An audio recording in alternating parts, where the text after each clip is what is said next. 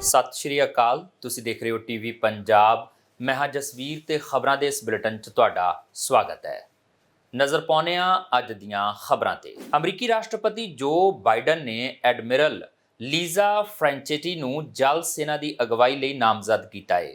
Biden ਦਾ ਇਹ ਫੈਸਲਾ ਹੈਰਾਨੀਜਨਕ ਹੈ। ਪੈਂਟਾਗਨ ਦੇ ਅਧਿਕਾਰੀਆਂ ਨੇ ਵਿਆਪਕ ਤੌਰ ਤੇ ਨਾਮਜ਼ਦ ਐਡਮਿਰਲ ਸੈਮੂਅਲ ਪਾਪੋਰੋ ਨੂੰ ਜਾਣ ਦੀ ਉਮੀਦ ਕੀਤੀ ਸੀ, ਜੋ ਪ੍ਰਸ਼ਾਂਤ 'ਚ ਜਲ ਸੈਨਾ ਦੀ ਅਗਵਾਈ ਕਰਦੇ ਨੇ ਤੇ ਚੀਨ ਤੋਂ ਵੱਧ ਰਹੇ ਖਤਰੇ ਨਾਲ ਨਜਿੱਠਣ ਦਾ ਅਨੁਭਵ ਰੱਖਦੇ ਨੇ। ਅਮਰੀਕੀ ਰਾਸ਼ਟਰਪਤੀ ਜੋ ਬਾਈਡਨ ਨੇ ਇੱਕ ਇਤਿਹਾਸਕ ਫੈਸਲਾ ਲੈਂਦੇ ਹੋਏ ਸ਼ੁੱਕਰਵਾਰ ਨੂੰ ਐਡਮਿਰਲ ਲੀਜ਼ਾ ਫ੍ਰੈਂਚੇਟੀ ਨੂੰ ਜਲ ਸੈਨਾ ਦੀ ਅਗਵਾਈ ਲਈ ਨਾਮਜ਼ਦ ਕੀਤਾ ਹੈ। ਉਸ ਨਾਲ ਇਹ ਕਦਮ ਅਮਰੀਕੀ ਫੌਜ 'ਚ ਲਿੰਗ ਰੁਕਾਵਟ ਨੂੰ ਤੋੜ ਦੇਵੇਗਾ ਤੇ ਜਿਸ ਨਾਲ ਉਹ ਸੈਨਾ ਦੀ ਕਮਾਂਡ ਕਰਨ ਵਾਲੀ ਪਹਿਲੀ ਔਰਤ ਬਣ ਜਾਵੇਗੀ ਤੇ joint chief of staff the member ਬਣੇਗੀ। ਬਾਈਡਨ ਦਾ ਇਹ ਫੈਸਲਾ ਹੈਰਾਨੀਜਨਕ ਹੈ। ਪੈਂਟਾਗਨ ਦੇ ਅਧਿਕਾਰੀਆਂ ਨੇ ਵਿਆਪਕ ਤੌਰ ਤੇ ਨਾਮਜ਼ਦ ਐਡਮਿਰਲ ਸੈਮੂਅਲ ਪਾਪੋਰੋ ਨੂੰ ਜਾਣ ਦੀ ਉਮੀਦ ਕੀਤੀ ਸੀ, ਜੋ ਪ੍ਰਸ਼ਾਂਤ 'ਚ ਜਲ ਸੈਨਾ ਦੀ ਅਗਵਾਈ ਕਰਦੇ ਨੇ ਤੇ ਚੀਨ ਤੋਂ ਵੱਧ ਰਹੇ ਖਤਰੇ ਨਾਲ ਨਜਿੱਠਣ ਦਾ ਅਨੁਭਵ ਰੱਖਦੇ ਨੇ। ਫਿਰ ਵੀ ਫ੍ਰੈਂਚੇਟੀ ਜੋ ਵਰਤਮਾਨ 'ਚ ਜਲ ਸੈਨਾ ਦੇ ਉਪ ਮੁਖੀ ਨੇ, ਉਹਨਾਂ ਉਮੀਦਵਾਰਾਂ ਵਿੱਚੋਂ ਇੱਕ ਸਨ ਜਿਨ੍ਹਾਂ ਨੂੰ ਇਸ ਅਹੁਦੇ ਲਈ ਦੌੜ 'ਚ ਮੰਨਿਆ ਜਾਂਦਾ ਹੈ। ਅਧਿਕਾਰੀਆਂ ਨੇ ਕਿਹਾ ਕਿ ਫ੍ਰੈਂਚੇਟੀ ਦਾ ਵਿਆਪਕ ਤੌਰ ਤੇ ਸਨਮਾਨ ਕੀਤਾ ਜਾਂਦਾ ਹੈ। ਉਸ ਕੋਲ commander US naval forces Korea ਸਮੇਤ ਵਿਆਪਕ ਤਜਰਬਾ ਹੈ। ਇੱਕ ਬਿਆਨ 'ਚ ਬਾਈਡਨ ਨੇ ਫ੍ਰੈਂਚੇਟੀ ਦੇ 38 ਸਾਲਾਂ ਦੇ ਤਜਰਬੇ ਦਾ ਹਵਾਲਾ ਦਿੱਤਾ। ਉਹਨਾਂ ਨੇ ਕਿਹਾ, ਆਪਣੇ ਪੂਰੇ ਕਰੀਅਰ ਦੌਰਾਨ ਐਡਮਿਰਲ ਫ੍ਰੈਂਚੇਟੀ ਨੇ ਸੰਚਾਲਨ ਅਤੇ ਨੀਤੀਗਤ ਖੇਤਰ ਦੋਵਾਂ 'ਚ ਵਿਆਪਕ ਮੁਹਾਰਤ ਦਾ ਪ੍ਰਦਰਸ਼ਨ ਕੀਤਾ ਹੈ। ਉਹ ਅਮਰੀਕੀ ਜਲ ਸੈਨਾ ਵਿੱਚ 4 ਸਟਾਰ ਐਡਮਿਰਲ ਦਾ ਦਰਜਾ ਹਾਸਲ ਕਰਨ ਵਾਲੀ ਦੂਜੀ ਔਰਤ ਸੀ। ਪਿਛਲੇ ਸਾਲ ਬਾਈਡਨ ਨੇ US ਕੋਸਟ ਗਾਰਡ ਦੀ ਅਗਵਾਈ ਕਰਨ ਲਈ ਐਡਮਿਰਲ ਲਿੰਡਾ ਫੈਗਨ ਨੂੰ ਚੁਣਿਆ। ਉਸ ਨੂੰ ਆਪਣੀ ਪਹਿਲੀ ਔਰਤ ਕਮਾਂਡਿੰਗ ਅਫਸਰ ਬਣਾਇਆ, ਪਰ ਤੱਟ ਰੱਖਿਅਕ ਰਸਮੀ ਤੌਰ ਤੇ ਰੱਖਿਆ ਵਿਭਾਗ ਦਾ ਹਿੱਸਾ ਨਹੀਂ ਹੈ। ਇਸ ਦੀ ਬਜਾਏ ਇਹ ਗ੍ਰਹਿ ਸੁਰੱਖਿਆ ਵਿਭਾਗ ਦੇ ਅਧੀਨ ਆਉਂਦਾ ਹੈ। ਫ੍ਰੈਂਚੇਟੀ ਡਿਪਾਰਟਮੈਂਟ ਆਫ ਡਿਫੈਂਸ ਦੇ ਅੰਦਰ ਫੌਜੀ ਸੇਵਾ ਦੀ ਮੁਖੀ ਬਣਨ ਵਾਲੀ ਪਹਿਲੀ ਔਰਤ ਬਣ ਜਾਵੇਗੀ ਤੇ ਜੁਆਇੰਟ ਚੀਫਸ ਆਫ ਸਟਾਫ 8 ਚੋਟੀ ਦੇ ਵਰਦੀਧਾਰੀ ਸੇਵਾ ਮੈਂਬਰਾਂ ਦੇ ਸਮੂਹ 'ਚ ਸ਼ਾਮਲ ਹੋਵੇਗੀ, ਜੋ ਰਾਸ਼ਟਰਪਤੀ ਨੂੰ ਫੌਜੀ ਮੁੱਦਿਆਂ ਤੇ ਸਲਾਹ ਦਿੰਦੇ ਨੇ। ਬਾਈਡਨ ਨੇ ਪਾਪੋਰੋ ਨੂੰ ਵੀ ਤਰੱਕੀ ਦਿੱਤੀ ਹੈ ਤੇ ਉਸ ਨੂੰ ਪ੍ਰਸ਼ਾਂਤ 'ਚ ਸਾਰੀਆਂ ਅਮਰੀਕੀ ਫੌਜੀ ਬਲਾਂ ਦਾ ਕਮਾਂਡਰ ਨਾਮਜ਼ਦ ਕੀਤਾ ਹੈ। ਉਸਨੇ ਅਮਰੀਕਾ ਦੇ ਪੈਸੀਫਿਕ ਫਲੀਟ ਦੇ ਕਮਾਂਡਰ ਵਜੋਂ ਪਾਪਾਰੋਆ ਦੀ ਥਾਂ ਲੈਣ ਲਈ vice admiral Stephen Web Koehler ਨੂੰ ਚੁਣਿਆ। ਈਰਾਨ ਦੇ ਕਬਜ਼ੇ 'ਚੋਂ ਵਣਜੀ ਜਹਾਜ਼ਾਂ ਨੂੰ ਬਚਾਉਣ ਤੇ ਪੱਛਮੀ ਏਸ਼ੀਆ 'ਚ ਸੁਰੱਖਿਆ ਵਧਾਉਣ ਦੇ ਮਕਸਦ ਨਾਲ ਅਮਰੀਕਾ ਖਾੜੀ ਖੇਤਰ 'ਚ ਹੋਰ ਜੰਗੀ ਬੇੜੇ ਤੇ ਹਜ਼ਾਰਾਂ ਜਲ ਸੈਨਿਕ ਭੇਜ ਰਿਹਾ ਹੈ।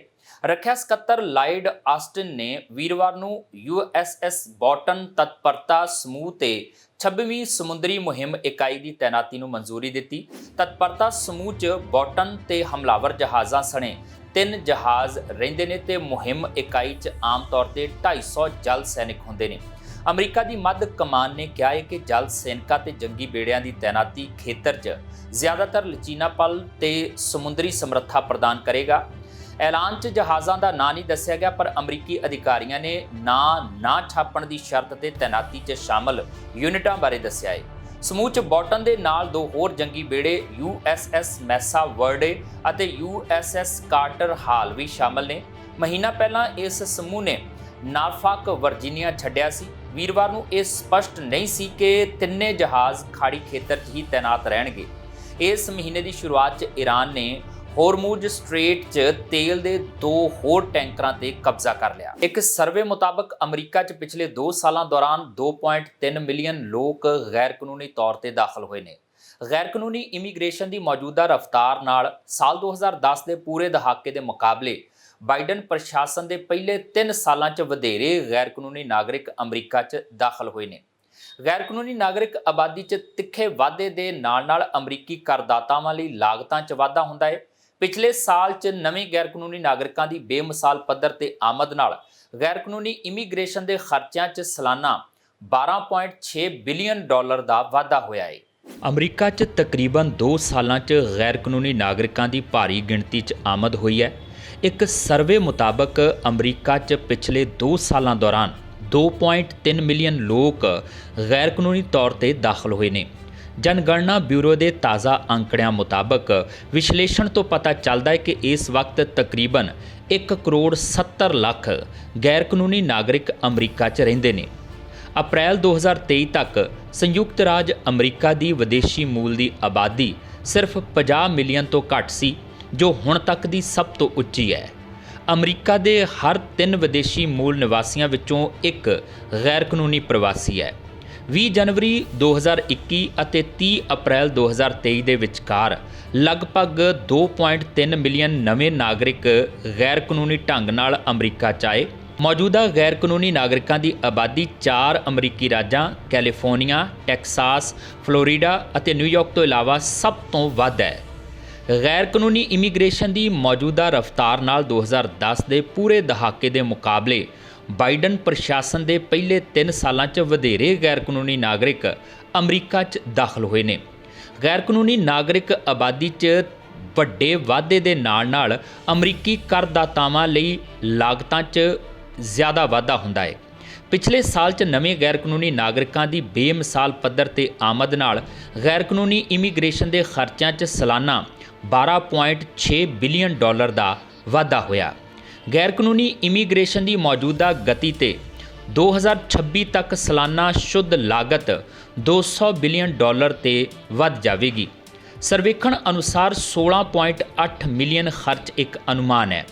ਜਨਗਣਨਾ ਬਿਊਰੋ ਆਪਣੇ ਸਾਲਾਨਾ ਅਮਰੀਕਨ ਕਮਿਊਨਿਟੀ ਸਰਵੇ ਅਤੇ ਇਸ ਦੇ ਮਾਸਿਕ ਮੌਜੂਦਾ ਆਬਾਦੀ ਸਰਵੇਖਣ 'ਚ ਵਿਦੇਸ਼ੀ ਜਨਮੀ ਆਬਾਦੀ ਅਤੇ ਉਸ ਆਬਾਦੀ ਦੇ ਉਪ ਸਮੂਹ ਨੂੰ ਮਾਪਦਾ ਹੈ ਜੋ ਇੱਥੇ ਗੈਰ ਕਾਨੂੰਨੀ ਤੌਰ ਤੇ ਹੈ। ਅਮਰੀਕਾ 'ਚ ਗੈਰ ਕਾਨੂੰਨੀ ਆਬਾਦੀ ਜਨਗਣਨਾ ਬਿਊਰੋ ਦੇ ਮਾਪਦੰਡ ਤੋਂ 30% ਤੋਂ ਵੀ ਵੱਧ ਹੋ ਸਕਦੀ ਹੈ, ਕਿਉਂਕਿ ਬਹੁਤੇ ਲੋਕ ਪੁੱਛਗਿੱਛ ਦੌਰਾਨ ਆਪਣਾ ਵੇਰਵਾ ਨਹੀਂ ਦਿੰਦੇ। ਇਸ ਤੋਂ ਇਲਾਵਾ ਬਿਊਰੋ ਦੇ ਸਰਵੇਖਣ ਨਮੂਨੇ ਸਿਰਫ ਨਿਸ਼ਚਿਤ ਪਤੇ ਵਾਲੇ ਲੋਕਾਂ ਨੂੰ ਟਰੈਕ ਕਰਦੇ ਨੇ ਜੋ ਸਰਕਾਰ ਕੋਲ ਫਾਈਲ ਤੇ ਨੇ। ਨਵੇਂ ਆਉਣ ਵਾਲੇ ਗੈਰ ਕਾਨੂੰਨੀ ਲੋਕਾਂ ਦੀ ਇੱਕ ਵੱਡੀ ਪ੍ਰਤੀਸ਼ਤ ਆਬਾਦੀ ਅਸਥਾਈ ਸ਼ੈਲਟਰਾਂ 'ਚ ਰਹਿ ਰਹੀ ਹੈ। ਸਰਵੇਖਣਾਂ 'ਚ ਗੋਟਵੇਜ਼ ਜਾਂ ਹੋਰ ਵਿਅਕਤੀਆਂ ਦੀ ਵੱਡੀ ਗਿਣਤੀ ਨੂੰ ਵੀ ਸ਼ਾਮਲ ਨਹੀਂ ਕੀਤਾ ਗਿਆ ਜਿਨ੍ਹਾਂ ਨੂੰ ਅਮਰੀਕਾ 'ਚ ਪੈਰੋਲ ਤੇ ਰਿਹਾ ਕੀਤਾ ਗਿਆ ਹੈ ਤੇ ਰਡਾਰ ਦੇ ਅਧੀਨ ਰਹਿੰਦੇ ਨੇ। ਫਿਰ ਵੀ ਅਮਰੀਕਾ 'ਚ ਗੈਰ ਕਾਨੂੰਨੀ ਆਬਾਦੀ ਦਾ ਅੰਦਾਜ਼ਾ ਲਗਾਉਣਾ ਮੁਸ਼ਕਲ ਹੈ। ਡੋਨਾਲਡ ਟਰੰਪ ਦੇ ਗੁਪਤ ਦਸਤਾਵੇਜ਼ਾਂ ਦੀ ਸੁਣਵਾਈ ਅਗਲੇ ਸਾਲ 20 ਮਈ ਤੋਂ ਸ਼ੁਰੂ ਹੋਵੇਗੀ। ਫੈਡਰਲ ਜੱਜ ਨੇ ਸਾਬਕਾ ਰਾਸ਼ਟਰਪਤੀ ਡੋਨਾਲਡ ਟਰੰਪ ਦੇ ਕਲਾਸੀਫਾਈਡ ਦਸਤਾਵੇਜ਼ਾਂ ਦੇ ਮਾਮਲੇ ਦੀ ਗਲਤ ਵਰਤੋਂ ਤੇ ਮੁਕੱਦਮੇ ਦੀ ਨਿਗਰਾਨੀ ਕਰਦੇ ਹੋਏ ਸ਼ੁੱਕਰਵਾਰ ਨੂੰ ਅਦਾਲਤ ਦੇ ਆਦੇਸ਼ ਦੇ ਅਨੁਸਾਰ 20 ਮਈ ਲਈ ਮੁਕੱਦਮੇ ਦੀ ਮਿਤੀ ਨਿਰਧਾਰਤ ਕੀਤੀ ਹੈ। ਫੋਰਟ ਪੀਅਰਸ, ਫਲੋਰੀਡਾ 'ਚ ਬੈਠੇ ਯੂਐਸ ਜ਼ਿਲ੍ਹਾ ਜੱਜ ਐਲਿਨ ਕੈਨਨ ਦੇ ਫੈਸਲੇ ਨੇ ਨਵੰਬਰ 2024 ਦੀਆਂ ਅਮਰੀਕੀ ਰਾਸ਼ਟਰਪਤੀ ਚੋਣਾਂ ਤੋਂ 6 ਮਹੀਨੇ ਪਹਿਲਾਂ ਟਰੰਪ ਦੇ ਅਪਰਾਧਿਕ ਮੁਕੱਦਮੇ ਦੀ ਸੁਣਵਾਈ ਕੀਤੀ। ਸਾਬਕਾ ਰਾਸ਼ਟਰਪਤੀ ਡੋਨਾਲਡ ਟਰੰਪ ਤੇ ਅਗਲੇ ਸਾਲ ਬਸੰਤ ਰੁੱਤ 'ਚ ਕਲਾਸੀਫਾਈਡ ਦਸਤਾਵੇਜ਼ਾਂ ਦੀ ਕਥਿਤ ਗੜਬੜੀ ਲਈ ਮੁਕੱਦਮਾ ਚੱਲੇਗਾ। ਇਹ ਫੈਸਲਾ ਇੱਕ ਅਦਾਲਤ ਨੇ ਦਿੱਤਾ ਹੈ। ਜੱਜ ਐਲਿਨ ਕੈਨਨ ਨੇ ਇਸ ਕੇਸ ਨੂੰ 20 ਮਈ ਲਈ ਤੈਅ ਕੀਤਾ ਹੈ। ਟਰੰਪ ਨਵੰਬਰ 2024 ਦੀਆਂ ਚੋਣਾਂ ਤੋਂ ਬਾਅਦ ਸੁਣਵਾਈ ਚਾਹੁੰਦੇ ਸਨ। ਇਸਤਗਾਸਾ ਇਸੇ ਸਾਲ ਚਾਹੁੰਦੇ ਸਨ। ਹਾਈ ਪ੍ਰੋਫਾਈਲ ਮਾਮਲੇ ਦੀ ਚੋਣ ਮੁਹਿੰਮ ਪੂਰੇ ਜ਼ੋਰਾਂ ਤੇ ਸ਼ੁਰੂ ਹੋਵੇਗੀ। ਟਰੰਪ ਨੂੰ ਆਪਣੇ ਫਲੋਰੀਡਾ ਸਥਿਤ ਘਰ ਵਿੱਚ ਸੰਵੇਦਨਸ਼ੀਲ ਫਾਈਲਾਂ ਨੂੰ ਸਟੋਰ ਕਰਨ ਦੇ ਗੰਭੀਰ ਦੋਸ਼ਾਂ ਦਾ ਸਾਹਮਣਾ ਕਰਨਾ ਪੈ ਰਿਹਾ ਹੈ। ਸਰਕਾਰੀ ਵਕੀਲ ਦਾ ਕਹਿਣਾ ਹੈ ਕਿ ਉਸ ਨੇ ਅਹੁਦਾ ਛੱਡਣ ਤੋਂ ਬਾਅਦ ਆਪਣੀ ਮਾਰੇ-ਲਾਗੋ ਅਸਟੇਟ 'ਚ ਗੈਰ ਕਾਨੂੰਨੀ ਤੌਰ ਤੇ ਗੁਪਤ ਦਸਤਾਵੇਜ਼ ਰੱਖੇ ਅਤੇ ਉਹਨਾਂ ਨੂੰ ਮੁੜ ਪ੍ਰਾਪਤ ਕਰਨ ਦੇ ਸਰਕਾਰੀ ਯਤਨਾਂ 'ਚ ਰੁਕਾਵਟ ਪਾਈ।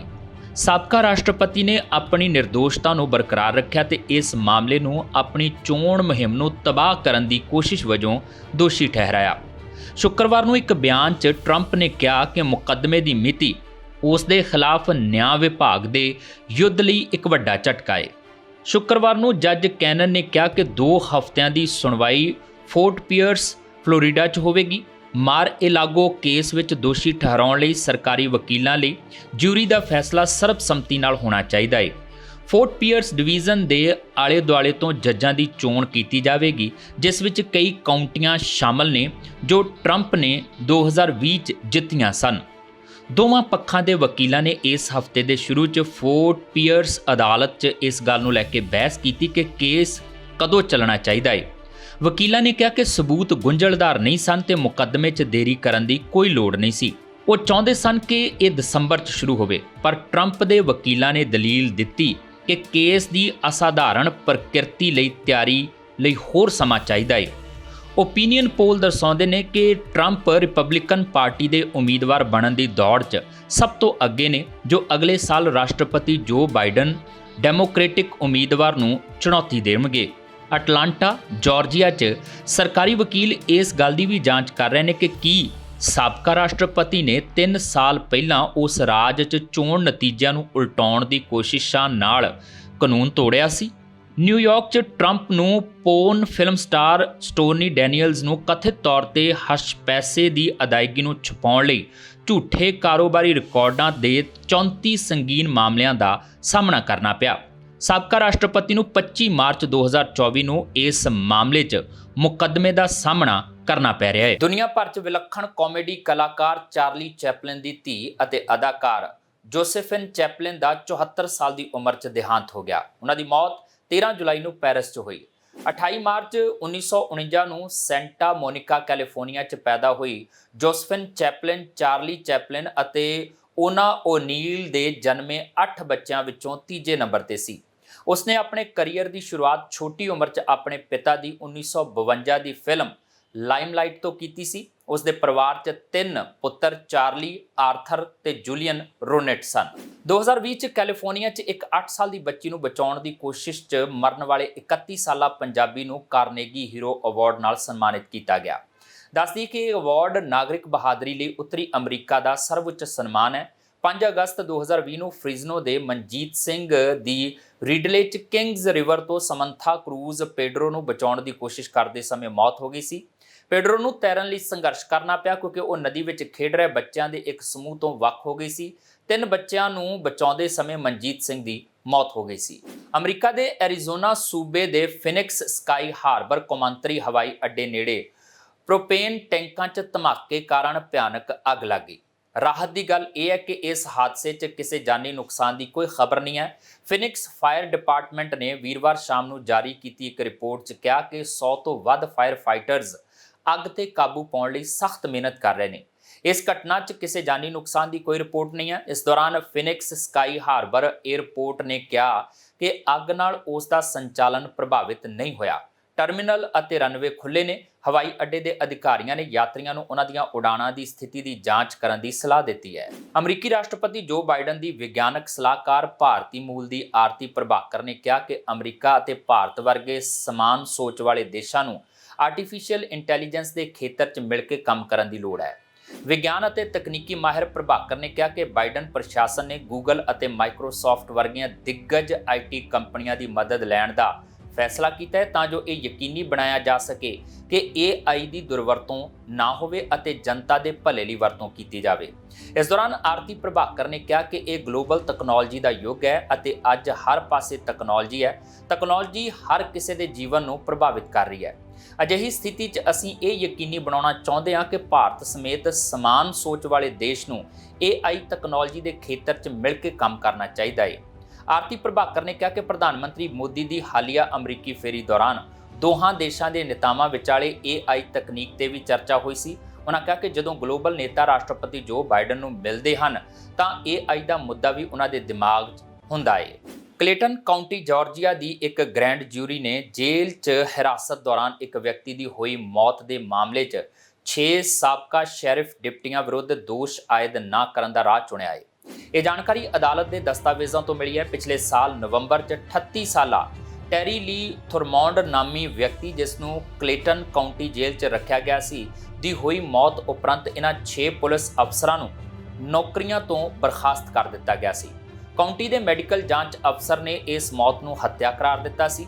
28 ਨਵੰਬਰ ਨੂੰ ਵਾਪਰੀ ਘਟਨਾ 'ਚ ਇੱਕ ਹਵਾਈ ਅੱਡੇ ਤੇ ਅਪਰਾਧਕ ਘੁਸਪੈਠ ਦੇ ਮਾਮਲੇ 'ਚ ਗ੍ਰਿਫਤਾਰ ਥੁਰਮੌਂਡ ਨੂੰ ਪੁਲਿਸ ਅਫਸਰਾਂ ਨੇ ਜੇਲ੍ਹ ਦੀ ਦੂਸਰੀ ਮੰਜ਼ਲ ਤੋਂ ਛਾਲ ਮਾਰਨ ਤੋਂ ਰੋਕਣ ਦੀ ਕੋਸ਼ਿਸ਼ ਕੀਤੀ, ਜਿਸ ਦੌਰਾਨ ਥੁਰਮੌਂਡ ਪੁਲਿਸ ਅਫਸਰਾਂ ਨਾਲ ਉਲਝ ਗਿਆ, ਜਿਸ ਦਾ ਸਿੱਟਾ ਥੁਰਮੌਂਡ ਦੀ ਮੌਤ ਦੇ ਰੂਪ 'ਚ ਨਿਕਲਿਆ। ਥੁਰਮੌਂਡ ਦੀ ਮੌਤ ਉਸ ਨੂੰ ਹਿਰਾਸਤ 'ਚ ਲੈਣ ਦੇ ਇੱਕ ਦਿਨ ਬਾਅਦ ਹੀ ਹੋ ਗਈ ਸੀ। 6 ਪੁਲਿਸ ਅਫਸਰਾਂ 'ਚ ਇਲੋਨਟੇ ਜੌਨਸਨ, ਰੈਂਡੀ ਗੈਡੀ, ਡਿਓਨਟੇ ਮੈਕੂਏਲੇ, ਫਰੈਡ ਡੈਨਸਨ, ਡੈਰਿਕ ਡੋਇਲੇ ਤੇ ਡੈਨੀਲੋ ਜੋਨਸ ਲਮੌਂਟ ਸ਼ਾਮਿਲ ਨੇ। ਇਹ ਸਨ ਹੁਣ ਤੱਕ ਦੀਆਂ ਖਬਰਾਂ ਤੇ ਇਸ ਦੇ ਨਾਲ ਦਿਓ ਇਜਾਜ਼ਤ ਜਸਵੀਰ ਨੂੰ। ਦੇਖਦੇ ਰਹੋ ਟੀਵੀ ਪੰਜਾਬ।